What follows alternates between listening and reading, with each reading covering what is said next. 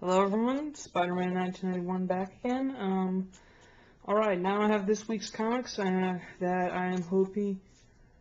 Now I have this week's comics that I'm going to review, so let's get started. Alright, first off I'm going to start with something that I just got as a standard for me, because I'm a Superman fan. I got Action Comics 879. Superman's not in it again.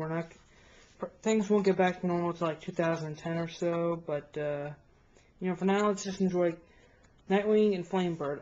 Good news, okay, I'll get to that later. Story opens up where last issue left off. Nightwing and Flamebird, who are Thara Akbar, Supergirl's best friend from Krypton, and Nightwing, who is Christopher Kent, biological son of General Zod Ray, who escaped from the Phantom Zone, was raised by Clark Kent and Lois Lane as their adoptive son. Okay. It opens up with Codename Assassin leading an army of, green ogres or something against Nightwing, Flamebird, and the two Kryptonian escapees, Azrael and Nadia. Just your basic, fight scene stuff. Eventually, the Kryptonians fly away. A codename assassin works for the government, who are, making sure that there are no Kryptonians left on Earth except for Superman. And, pretty much, Nadia and, Nadaria and Azrael escape, and Nightwing goes after them, and Thara and Flamebird stays to deal with Codename Assassin. And so she fights them off. He starts reading her mind and picks up images of Krypton. That's Chris, just to let you know. And then eventually he says he's gonna make her watch while he kills him, and that apparently unleashes some sort of Flamebird spirit though. She bursts onto fire and then starts kicking ass though, and she sounds possessed. This kind of reminded me of Jean Grey from X-Men, the Phoenix Force. It kind of reminded me of that, but I think, who knows, maybe Chris might experience the same thing. If you don't... alright. Next up, Nightwing finds the Kryptonian escapees, but eventually has to stop and go save the civilians. Thara shows up, and they just decide to go off. Alright, guest spots. Lois Lane and Mon-El. Lois Lane asks Mon to look into the grave of Samuel Lane, of General Lane, Lois Lane's father, and she asks to take a look at the body and stuff for the details.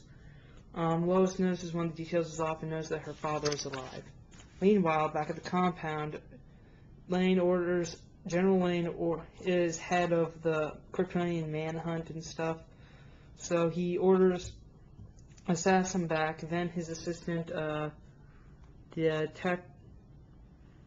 the tattoo woman, Mirabai, she shows up. She disappeared for a moment, then reappeared, and she says that she's captured the two Kryptonians. And as you can see here, they're under, I think this chamber is Red Sun powered, so, okay, new feature that DC's starting to do with some titles. They're letting other B and C-list heroes guest star, like their own co-feature. Action Comics co-feature is Captain Atom.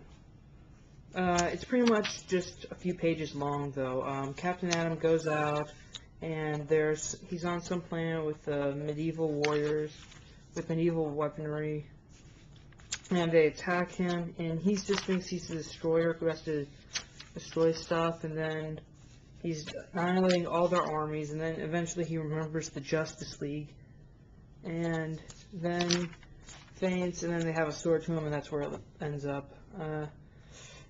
I would recommend this.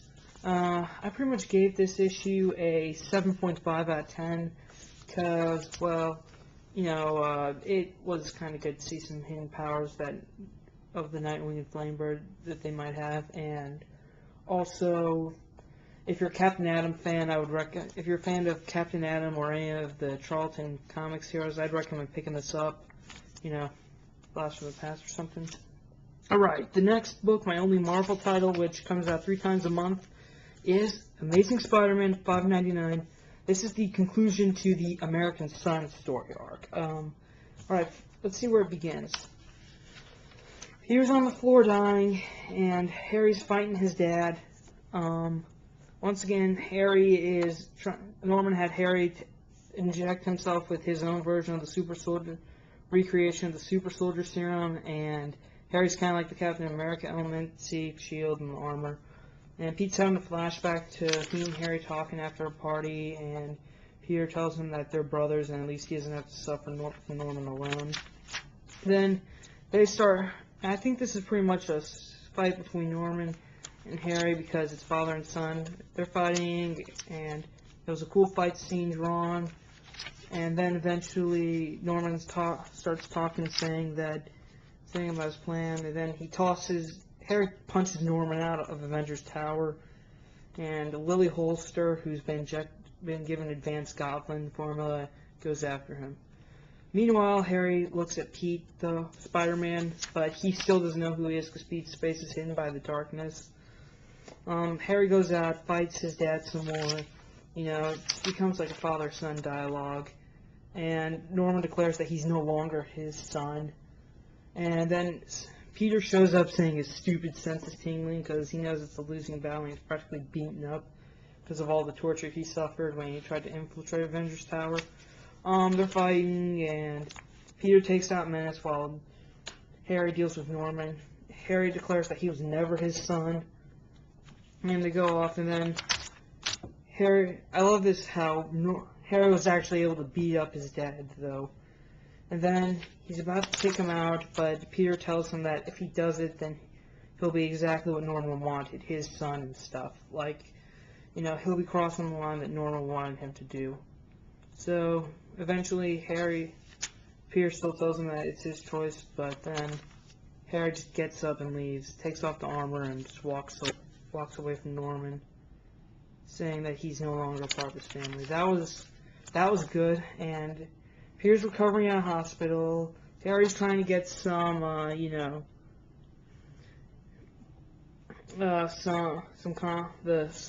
super soldier compound removed from his body. And then, meanwhile, we have Norman with the pregnant Lily saying that, listening to his son hear the heartbeat, and he's saying that, you had another brother, but he's dead to us now and killed by a spider, and calls his impregnated son his Goblin Prince.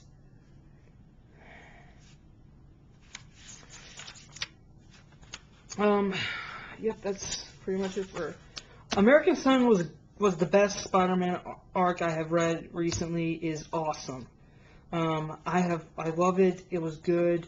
It was finally with Harry rejecting his father and stuff, I'm ashamed that neither of them, either Norman or Harry, did not rediscover Spider-Man's identity, though. That was kind of something I expected, but didn't happen. I give it 10 out of 10. It's a 10 out of 10 for the whole saga. If you don't want to buy the comics, just, wait for the hardcover or something. Alright, and, okay, that's pretty much it for now. I'm going to cut this video now so that I have more time to do the Blackest Night review, okay? So, stay tuned for part 2.